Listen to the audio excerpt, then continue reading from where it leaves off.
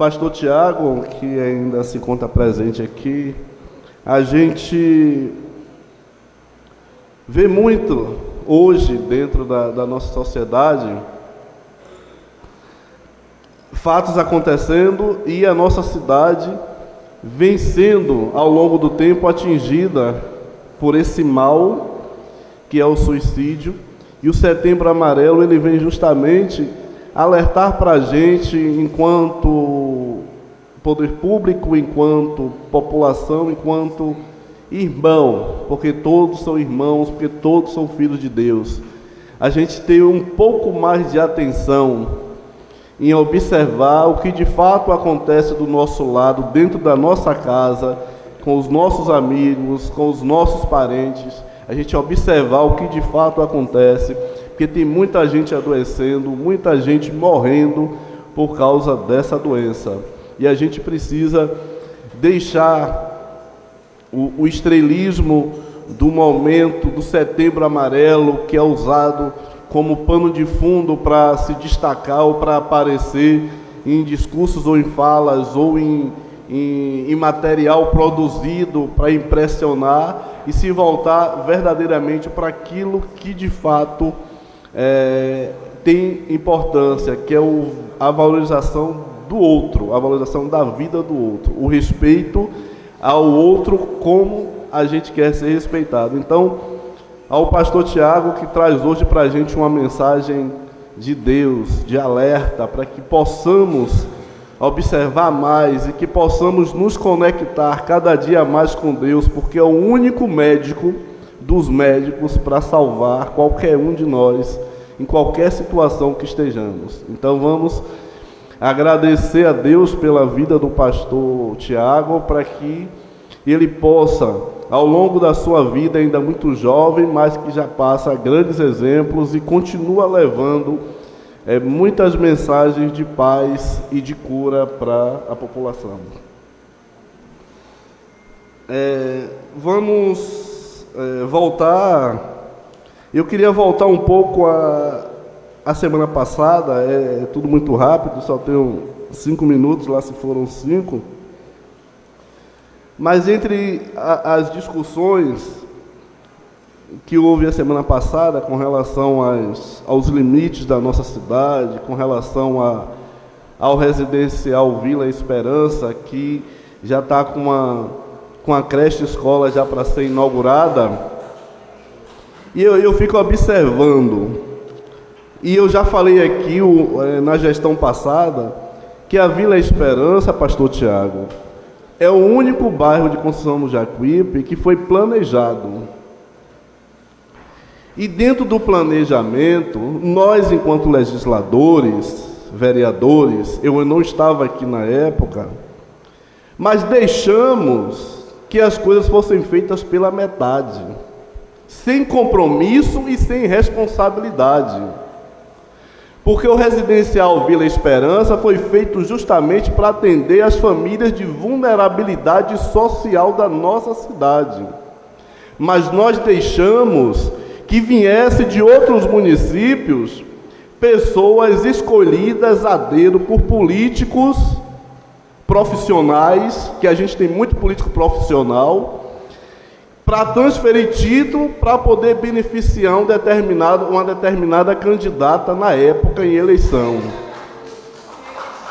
Vivemos essa tragédia, que foi uma tragédia o que fizeram com o residencial Vila Esperança, trazendo pessoas que a gente não sabia de onde vinha, em respeito às que vieram de fora, respeito, mas as pessoas que deveriam ser beneficiadas do município não foram, ficaram de fora.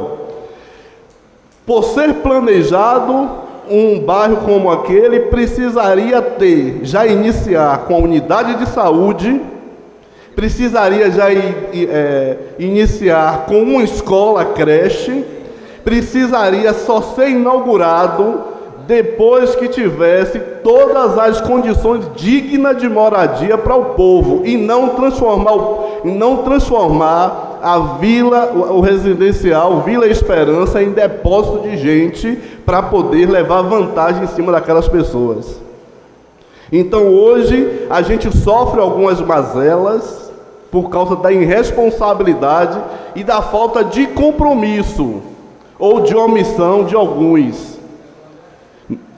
Nós vivemos várias situações e hoje a Vila Esperança, o residencial Vila Esperança, tenta sobreviver, um bairro que teria tudo para ser o maior exemplo de organização dessa cidade. E hoje ela sofre com essas mazelas. Com a palavra primeiro o vereador Oséias, que me pediu a parte, e logo após a vereadora Juliene. Obrigado, vereador. Vereador, quando se fala Vila Esperança, na época, quando foi inaugurar aquilo lá, nós já era vereador aqui nesta casa. Tanto eu como a vereadora Juliene, o Rego, o Del, eu acho que, deixa eu ver, mais... Eu acho que mais nenhum aqui. Mas te digo a você, na época nós lutamos aqui e falava sobre a Vila Esperança, porque ia prejudicar o povoado do Otizeiro, como prejudicou o povoado do Otizeiro. Acabou o rio que passa dentro do Otizeiro, vereador Borrego. O Rio dos Cágados. Acabou o rio, porque a Embasa fez uma subestação.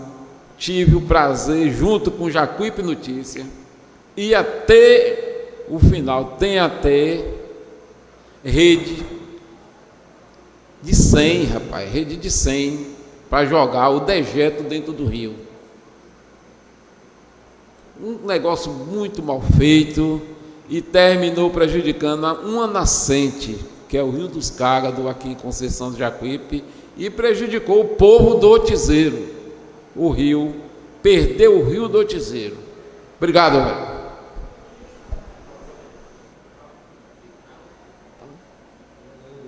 Alô, obrigado pela parte, vereador. Eu concordo plenamente com sua fala. Inclusive, muitas das pessoas que faziam parte da gestão estão na base da atual gestão, né? Muitos. Só para reiterar que eram vereadores naquela época, né, às vezes.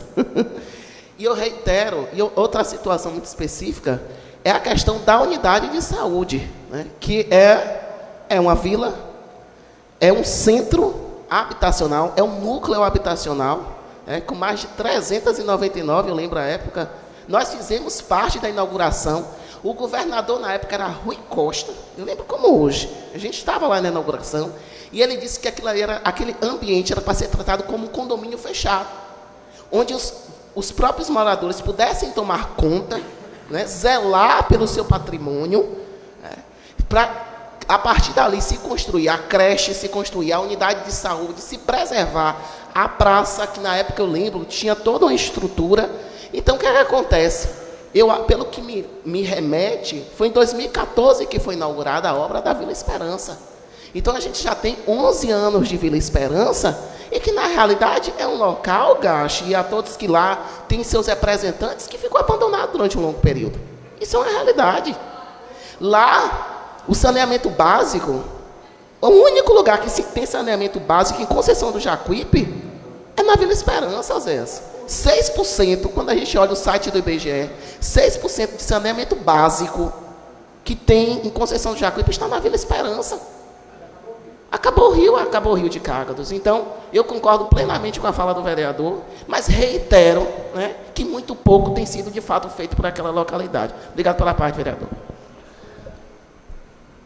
E aí, então, nós vivemos essa situação hoje, situação que poderia ter sido evitada na construção de tudo aquilo ali, porque, da mesma forma, eu me recordo da inauguração do mercado municipal de farinha, de carne, de tudo, que o governador, então, na época, Jacques Wagner, na gestão do ex-prefeito João de Roque, ele veio para uma inauguração de uma obra inacabada. Então, eu fico observando como tem a facilidade de enganar o povo, de trazer coisas para enganar, porque assim, como é que o governo do estado ou o governo federal se coloca em uma situação de obras pela metade, não entrega tudo.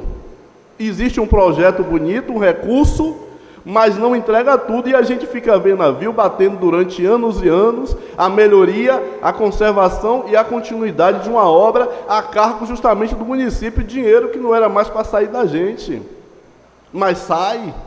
Então, hoje, a minha fala foi uma questão de alerta e também para dizer para as pessoas que fomos omissos em algumas situações. Eu falo como cidadão, na época eu não estava vereador, fomos omissos em algumas situações, mas também a gente continua vendo que as necessidades continuam. Eu nem sei se todo mundo que ganhou casa continua lá, porque a maioria já vendeu, já deu, já emprestou, já fez tudo, porque alguns já tinham 2, 3 casas, porque eu sei que foi dado casa a quem já tinha casa e foi para lá só para se beneficiar em troca do voto. A todos, um bom 7 de setembro, que será domingo, e que possamos observar e lutar pela defesa dos nossos direitos enquanto brasileiros. Muito obrigado.